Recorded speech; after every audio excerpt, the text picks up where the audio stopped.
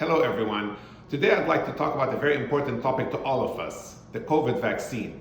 So we did an Instagram survey and we found out that 63% of our followers would take the vaccine and 37% said they wouldn't.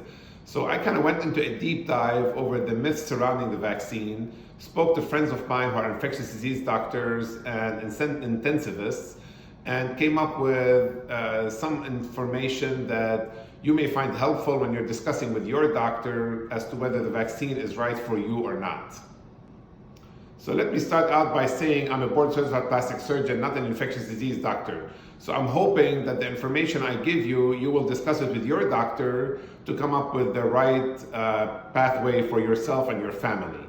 So the first myth was the vaccine was developed too quickly.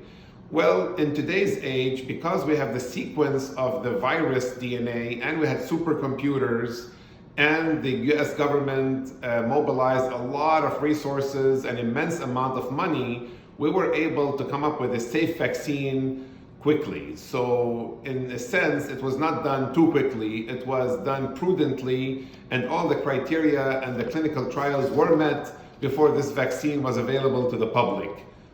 So the second myth is the vaccine is not safe. That's not true. The vaccine is very safe. It's been tested on tens of thousands of people before it was allowed to be on the market.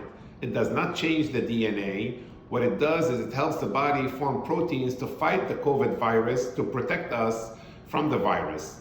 And in the small amount of people that do get the virus after the vaccine, the symptoms are much milder. So to date, about 6 million people in the United States have been vaccinated and about 35 million people worldwide. And the allergic reactions have been very, very low compared to the numbers of people who've gotten the vaccine. About 11 per million people had significant reactions. They were treated with steroids and epinephrine, and none of them have died to date. So it is a safe vaccine. So the third myth is that this vaccine is not safe in pregnant and lactating women.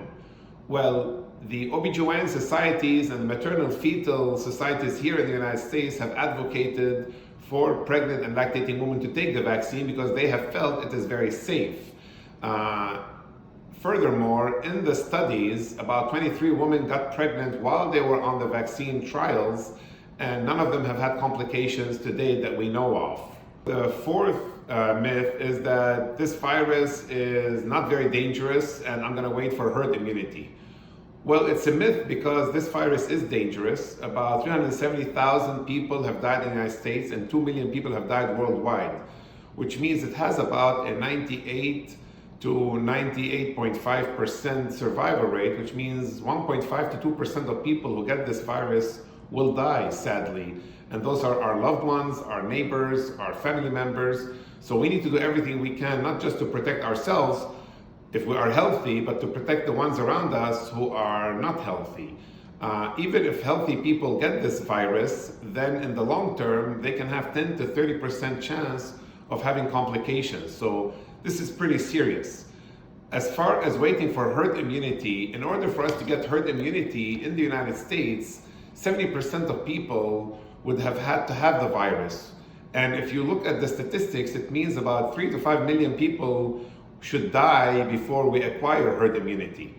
I submit to you that the safer way of creating herd immunity is to take the vaccine, because also people who have had the virus once are also getting it a second time. So herd immunity from getting the virus is not very reliable, but herd immunity from getting the vaccine is much more reliable.